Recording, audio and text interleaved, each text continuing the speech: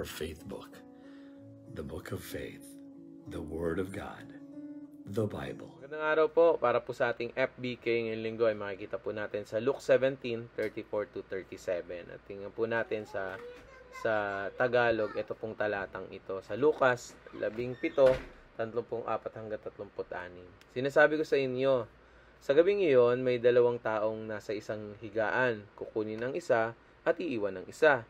May dalawang babaeng magkasamang nagtatrabaho sa gilingan. Kukunin ang isa at iiwan ang isa. May dalawang lalaking nagtatrabaho sa bukid, kukunin ang isa at iiwan ang isa. Yan po yung ating FBK ngayon po sa Lucas 17:17. Ano bang nakikita po natin dito? Well, mapapansin po natin dito sa Luke 17, si Jesus Christ po yung nagsasalita dyan, nagtuturo sa kanya mga disciple about the coming of the Son of Man. Ano po? Kumbaga parang etong pagdating ng Son of Man ay may merong separation, no? Yung may separation kukunin, kumbaga may magkasama tapos may separation na mangyayari, may maghihiwalay. So ano pong bakit may separation between kukunin yung isa at yung isa naman ay mawawala. So may makikita rin po tayo yung natural activities ng ginagawa ng mga tao, di ba? May natutulog, may nagtatrabaho, meron yung grinding grain. Kumbaga, yung natural na nangyayari sa tao, may interrupt sa pagdating ng Son of Man.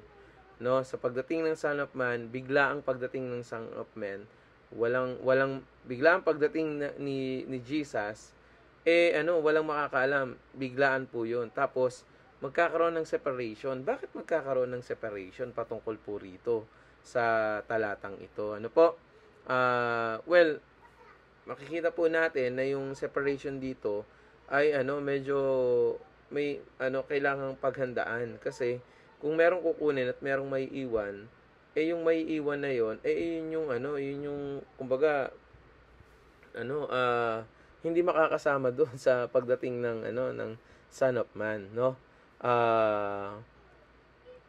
So again, pansinin po natin dito yung salitang separation. Sino ka ba doon? Ikaw ba yung may iwan o ikaw ba yung mawawala? Ikaw ba yung kukunin? Ano po? So yung pangyayari dito ay yung kailangan doon sa tinatawag nating separation, dapat naka-ready tayo. Ano po? Doon naka-ready dapat tayo, mga ka-partners. Katulad ng tanong ko, nasan ka ba doon? Ikaw ba yung may iwan o ikaw ba yung kukunin? So paano natin masisigurado na hindi tayo yung may iwan at tayo yung isasama dun sa biglaang pagdating ng Son of Man or ni Jesus Christ? Ano po? Well, again, makikita natin dito yung suddenness ng return ni Christ, no? No time to prepare. Kailangan maging ready tayo. Hindi natin pinaghahandaan yung araw ng pagdating, but rather pinaghahandaan natin yung kung sino yung darating. Yun. Kasi yung araw, di natin alam kung kailan, sudden nga, kumbaga biglaan, walang nakakaalam. Kahit sino pa yung nandoon sa mga nagpo-pronounce na darating na ang si Jesus Christ, hindi pa rin, kaya nga walang nakakaalam. So don't focus on the day, doon sa pagdating, but rather mag-focus tayo doon sa kung sino yung darating at sino yung kukunin, sino yung may iwan. Ano po? Hindi po natin matatakasan. Ano po? Ang pagdating, no?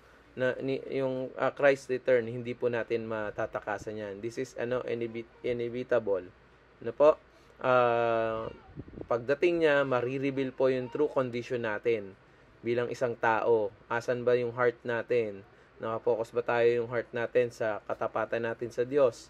Ano po? So, balik tayo sa tanong natin, tayo ba yung may iwan o tayo ba yung kukunin?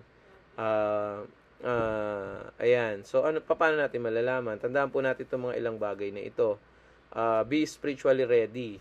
Make yourself na meron kang right relationship with God. Dito natin makikita na kahit na mag-asawang natutulog, meron pa ring may iwan. Anong ibig sabihin?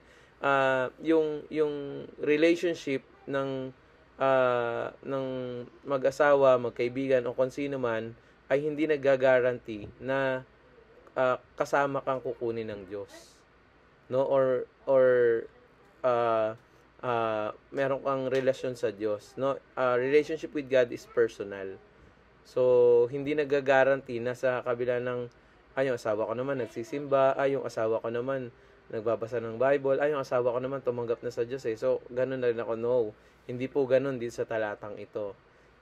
Either way, kung ikaw sinasabi mo na ganun naman yung asawa ko at ikaw wala kang ganun, baka ikaw yung may iwan. Hindi lang sa asawa, di ba? Sa nagtatrabaho, iba bigla na nagulat na wala na yung ibang nagtatrabaho, yung naiwan, ikaw pala yung naiwan. Yan. O kahit na magkakasama kayo sa trabaho at meron kayong, kumbaga yung trabaho na yun Christian work, tapos ikaw wala kang right and true relationship with God, baka ikaw yung maiwan. So be spiritually ready. Ready your heart, ready yourself, and ready your personal life. So don't rely doon sa sa magkakasama, association. Huwag ka mag-rely diyan.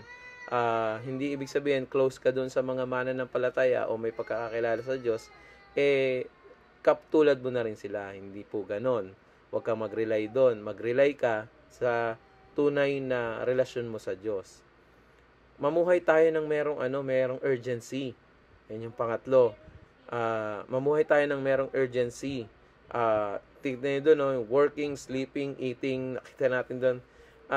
This activity can blind us doon sa reality na merong paparating. Yan. So mabablind tayo baka mablind tayo ng sobrang pagka-busy natin. Wala naman pala tayong tunay na relasyon sa Diyos. Baka mablind tayo sa sobrang pag-aaral natin, wala naman pala tayong tunay na relasyon sa Diyos. O baka mablind tayo sa sobrang pagpunta natin sa church, hindi naman pala talaga tayo tunay na merong pagtanggap sa Diyos. So, live with urgency. Maging tapat po tayo sa pagbabahagi. Kung alam natin na merong paparating, wag tayong mapanghinaan ng loob na ibahagi din ang pagdating ng Diyos sa ibang tao. So, maging tapat po tayo sa pagbabahagi ng salita ng Diyos, pagbabahagi ng kaligtasan.